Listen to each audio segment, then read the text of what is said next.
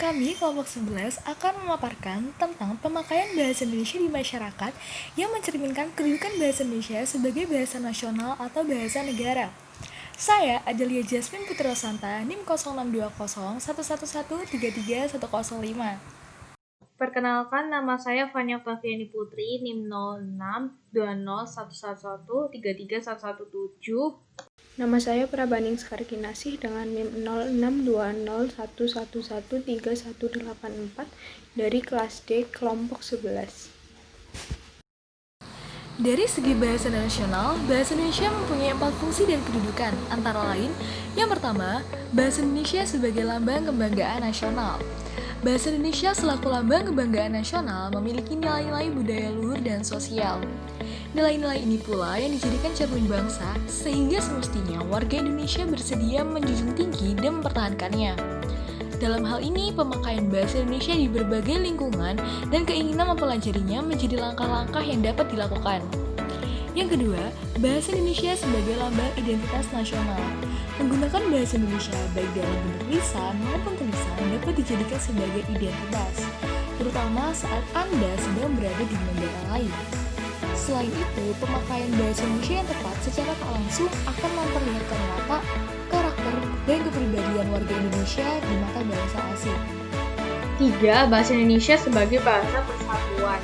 Sejarah bahasa Indonesia memang cukup panjang dan dalam salah satu fase, bahasa ini digunakan sebagai pemersatu bangsa.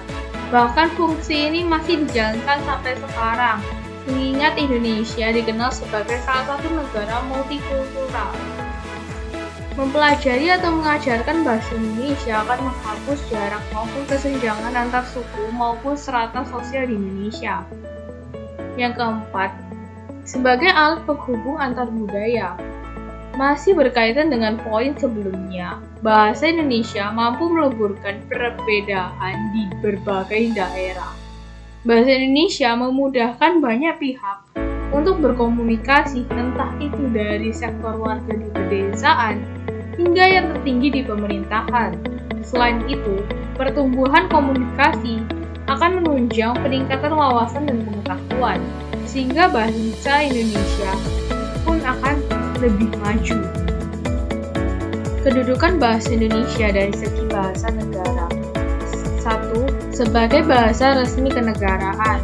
Fungsi dari kedudukan bahasa Indonesia sudah tertuang dalam naskah proklamasi kemerdekaan Negara Kesatuan Republik Indonesia pada 17 Agustus 1945. Setelah pembacaan proklamasi, secara otomatis bahasa Indonesia wajib digunakan dalam sejumlah aspek seperti upacara hingga peristiwa penting. Tak hanya itu, kegiatan negara seperti pidato dan penulisan surat penting juga dilakukan dengan bahasa ini. Yang kedua, sebagai alat pengantar di dunia pendidikan. Tak banyak yang menyadari kalau pemakaian bahasa Indonesia di sekolah termasuk dalam fungsi dan kedudukan berdasarkan bahasa kenegaraan. Penggunaannya diterapkan dari jenjang taman kanak-kanak hingga SMA. Hal ini juga mencakup bahasa pengantar yang dipakai para guru dan buku-buku cetak yang memuat materi belajar mengajar. Yang ketiga, sebagai alat penghubung di tingkat nasional. Pemahaman bahasa Indonesia di tingkat tertinggi sangat krusial, sebab bahasa ini digunakan sebagai alat penghubung, sebut saja untuk tata cara perencanaan hingga pelaksanaan pembangunan nasional. Untuk memenuhi kebutuhan tersebut, penyeragaman pada sistem informasi dan media komunikasi pun harus dilakukan secara menyeluruh supaya tidak menimbulkan kesalahpahaman. Yang keempat, sebagai pengembangan kebudayaan, ilmu, dan teknologi. Ilmu dan teknologi atau IPTEK adalah hal yang penting yang harus terus dikembangkan dan disampaikan. Dalam hal ini, bahasa jelas jadi alat yang krusial akan membantu menyalurkan ilmu pengetahuan. Maka media-media cetak seperti buku, majalah, koran hingga audio visual seperti video harus menggunakan bahasa Indonesia yang baik dan benar untuk mengurangi kekeliruan pada masyarakat luas. Terima kasih.